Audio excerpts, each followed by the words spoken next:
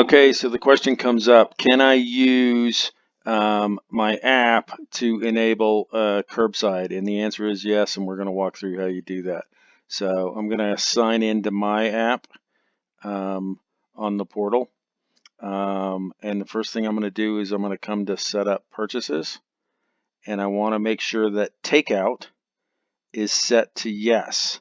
The other thing I need to make sure of is under this account screen, if at some point you have not done the business proceeds info stuff so that you could collect money and have it sent to your bank account, then this isn't going to work.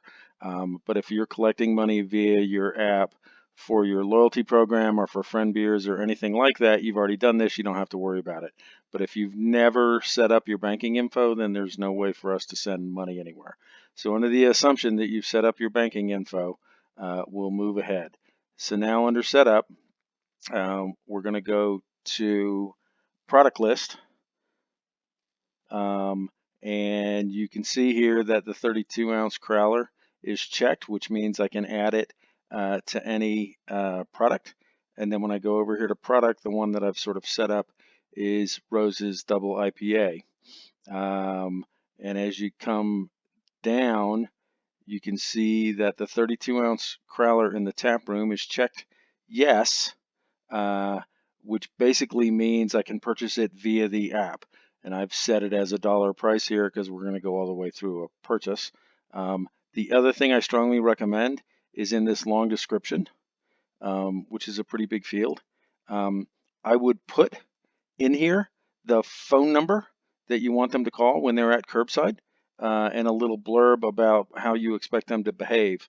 In other words, hey, make the order here, come by no sooner than half an hour or however long you want to give yourself to recognize that they've made this, and I'll show you on the status page how you recognize it, and then how you want them to notify that they're actually curbside. I would put a little blurb in the long description, and I'll show you what that looks like.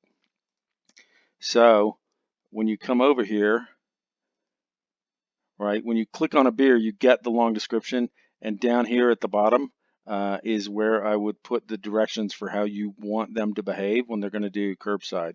Like, give us a call that you've made the order if you want that, or give us a call when you're curbside, and we'll either have already filled it or we'll fill it right then and run it out to you.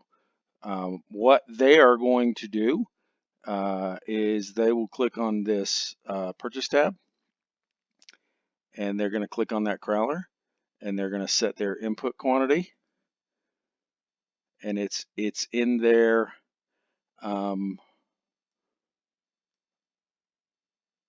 cart. When they click on their cart, it'll be there, and then they can check out, or they can check out with a tip. I'm just going to do a regular checkout here. It'll say, hey, this is how much it is. Because we had set the taxes to 5% in here, it added a tax of 5%.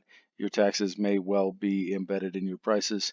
And then I'm going to hit pay, and because I have done this before, I've already got a card entered into this app, so I'm just going to say agree.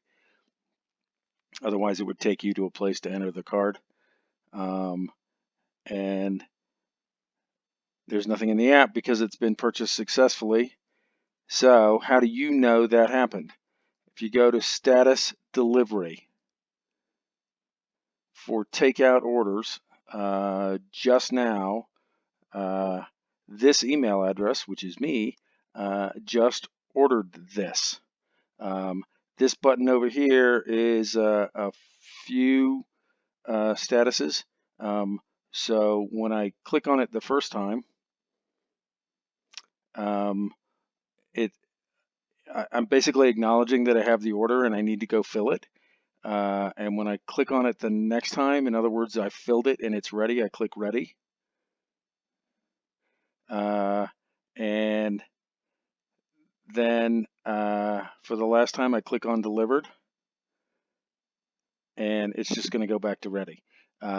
So basically, it's a 3-position button that just rotates around. So it's a way for you to keep track, especially going from order to ready, that you know you did that. So that's how you set it up. You need to set takeout purchases to yes, and then you saw what happens on the user side. Oh, by the way, if you keep this page open in the brewery, you don't have to refresh on the top left. There's a refresh button here. And so somebody can be sitting there hitting refresh every 10 or 15 minutes if you want. Or you could just go ahead and do the fill when they pull up curbside. The proceeds are going to come to you basically like any other credit card purchase. Our back end is Stripe for those of you who aren't current users of purchases on the platform, and the fees are about 3%, which is like any other POS. So hopefully this helps. If some of you are thinking about going down this path, you have a tool in your app to let you do it. And as always, if you have questions, just hit me up, phone or email.